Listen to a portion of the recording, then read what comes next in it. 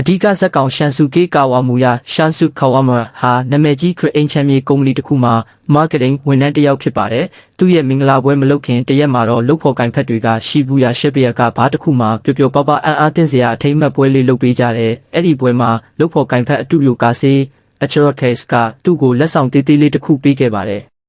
တောက်စရာတွေအများကြီးတောက်ပြီးမူးပြီးပြန်လာချိန်မှာတော့ရှန်ဆူကေးတယောက်လမ်းမှာရိုင်းနေနဲ့ရှောက်လာရင်းကနေရုတ်တရက်ဆိုသလိုလမ်းပေါ်ကအကာအကွယ်မရှိတဲ့ရေဆိုးဟာပေါက်မန်နိုကြီးတဲ့ကိုထိုးကျသွားပါတော့တယ်။တတိယလာတဲ့အချိန်မှာတော့ကျင်းမြောင်းတဲ့ရေပိုက်တွင်းနဲ့ကြီးထဲမှာရောက်နေပါပြီအပေါ်ကိုတက်ဖို့လှေကားထစ်တွေပါပေမဲ့အလဲခေါင်မှာကျိုးနေပါတယ်တက်ဖို့စူးစမ်းပေမဲ့တန်ချီတက်နေတဲ့လှေကားကကျိုးကျသွားပြီးအောက်ကိုပြန်ပြုတ်ကျလာတာပေါ့အဲ့ဒီလိုနဲ့သူ့ဘဝဟာလွတ်လပ်မရှိတဲ့နေရာတစ်ခုတည်းကိုဂျင်းကနေကြာရောက်သွားခဲ့ပါတော့တယ်အကူကြီးတောင်းလို့ဘယ်သူမှမထူးတဲ့အခါအတူယူပေးလိုက်တဲ့လက်ဆောင်မှုကိုဖွင့်ကြည့်လိုက်တော့မိချစ်တလက်ကိုတွေ့ရတယ်မီးလင်းရောင်နဲ့ပတ်ဝန်းကျင်ကိုကြည့်လိုက်တော့တခြားထွက်ပေါ့အလုံးဝမရှိတော့ဘူးစိတ်ပူလွန်းလို့သူ့ရဲ့တို့သမီးလေးစာယူရီဆေးရိုက်ကိုဖုံးခေါ်ပေးမယ်မကင်ပါဘူးဒါနဲ့ပဲအောက်ဆုံးရောက်နေကြောင်းအတန်ဖန်းစနစ်နဲ့ခြံခဲ့ရတဲ့တငယ်ချင်းတွေကိုလည်းခေါ်ပေးမယ်ညစ်နေနေပြီဖြစ်လို့ဘယ်သူမှမဖြေကြပါဘူးကြောက်လန့်လာတဲ့အစုံဖုံးထဲကနံပါတ်တွေကိုကြာရနှိပ်ရင်းကနေလွန်ခဲ့တဲ့နှစ်ကသူ့ရဲ့ရီးစားဟောင်းဖြစ်တဲ့မိုင်ကူဒိုမေကျူဒိုစီကိုမတော်တဆဖုံးသွားဝင်ပါတယ်ကံကောင်းထောက်မှစွာနဲ့ပဲမိုင်ကဖုံးကင်လိုက်ပါတယ်ချက်ချင်းပဲအကူညီတောင်းပြီးဖီတီနေယာကိုပို့လိုက်ပေမဲ့မိုင်ကအလုတ်သိမ်းခါစားဖြစ်ပြီးသူတို့နေရာနဲ့အများကြီးဝေးနေတဲ့အပြင်ညစ်လဲနဲ့နေပါပြီးရဲကိုအရင်တိုင်ဖို့ပြောပေမဲ့ရှန်ဆူကေးကမနှက်ဖြန်မင်္ဂလာပွဲရှိလို့အချိန်မဆွဲခြင်းဘူးဆိုပြီးညှင်းဆန်ခဲ့ပါတယ်နောက်ဆုံးတော့မိုင်လဲသဘောတူပြီးရှီဘူယာဘက်ကိုထွက်လာခဲ့ပါတယ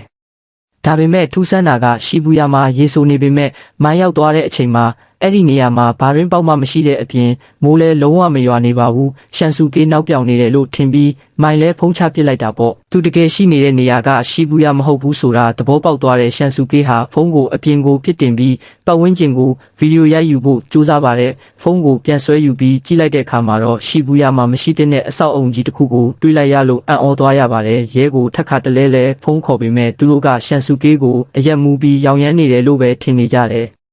ဒီလိုနဲ့လွတ်မြောက်ဖို့အတွက် Twitter မှာ Manhole Girl ရေဆိုးတွင်းထဲကကောင်မလေးဆိုတဲ့အကောင့်တစ်ခုကိုပုံစံချောကောင်မလေးပုံနဲ့ဖန်တီးလိုက်ပါတယ်။ယောက်ျားလေးတစ်ယောက်ထက်မိန်းကလေးတစ်ယောက်ဆိုရင်လူတွေပိုကူညီကြလိမ့်မယ်လို့သူတွက်ဆခဲ့တာပေါ့။ Nurse တစ်ယောက်ဖြစ်တဲ့မိုင်ကလည်းသူ့ရဲ့ပေါင်ပေါ်ကဒဏ်ရာကိုဆေးကုဖို့ဆေးပစ္စည်းမရှိလို့စက်တွေပါ staple နဲ့ပြစ်ကပ်ပြီးညှက်ကူဖို့ပဒလန်းညွန်ပို့ပေးခဲ့ပါတယ်။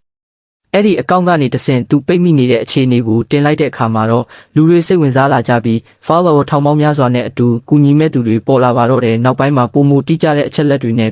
billboard ဆိုင်းဘုတ်ကိုတပ်ပုံရိုက်တင်ပြခဲ့ရကနေအင်တာနက်သုံးစွဲသူတွေနဲ့ maskman မျက်နှာဖုံးစွပ်ဆိုတဲ့အကောင့်ရဲ့အကူအညီနဲ့သူဟာစေတမစီရင်စုစက်တမ prefecture ဘက်ကစွန့်ပစ်ထားတဲ့ Iwasaki မူလာတန်းကျောင်း Iwasaki Elementary School အနီးကတွင်းနက်ထဲမှာဖြစ်မဲ့ဆိုတာကိုသဘောကော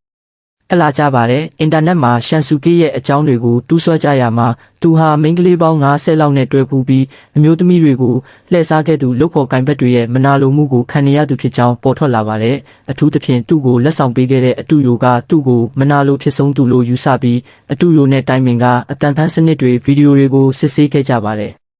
ဒါပေမဲ့နောက်ပိုင်းမှာအတူရိုဟာဒီကိစ္စနဲ့လုံးဝမပတ်သက်ကြောင်းပေါ်လာပြီးတွင်းထဲမှာအနံ့ဆိုးတွေအမြုပ်တွေတက်လာတာကြောင့်အသက်ရှူကျက်လာတဲ့ရှန်ဆူကေးဟာအောက်ဆီဂျင်ပောက်ကွဲမှုကိုအသုံးချပြီးပိတ်ထားတဲ့ gas pipe ကိုဖွင့်လိုက်ရာကနေပောက်ကွဲမှုဖြစ်ပွားပြီးအမြုပ်တွေရှင်းသွားပါတော့တယ်။ပောက်ကွဲမှုကြောင့်တွင်းအောက်ခြေမှာမြုပ်နှံထားတဲ့အလောင်းတစ်လောင်းပေါ်လာတဲ့အခါမှာတော့ရှန်ဆူကေးတကိုယ်လုံးတုံးလုံးသွားပြီးအတိတ်ကအဖြစ်အပျက်တွေအားလုံးကိုမျက်စိထဲမြင်အောင်လာပါတော့တယ်။မှန်တရားကတော့တုံးလုံးချောက်ချားစရာပါပဲ။တွင်းအောက်ခြေကအလောင်းဟာစစ်မှန်တဲ့ရှန်ဆူကေးကိုယ်တိုင်ဖြစ်နေပါတော့တယ်။အခုရေဆိုးတွင်းထဲမှာပိတ်မိနေပြီးလူထုကိုလှည့်စားနေတဲ့သူကရှန်ဆူကေးမဟုတ်ပါဘူး။သူဟာရုပ်ဖြတ်ဆူဂျာရီ plastic surgery လုပ်ပြီးရှန်ဆူကေးရဲ့ဘဝကိုလူယူခဲ့တဲ့လူလိမ်ယိုရှိဒါယာရှဒါဆိုတဲ့လူတစ်ယောက်သာဖြစ်ပါတယ်။ပွဲလန်းတပင်တွေမှာသူ့ကိုနီယောင်ဦးထုံနဲ့အဖော်လုပ်ပေးခဲ့ပြီးအခုမိုင်းဆိုပြီးဖုံးပြောပေးနေတဲ့သူကတော့ရှန်ဆူကေးရဲ့ရီးစားဟောင်းဖြစ်တဲ့ Orihara Aurora ပဲဖြစ်ပါတယ်။သူမဟာတစ္ဆာဖောက်သွားတဲ့ရှန်ဆူကေးယိုရှိဒါကိုလက်စားချေဖို့ဒီအကွက်တွေကိုအစကတည်းကကြံစည်ခဲ့တာပါ။နောက်ဆုံးမှာတော့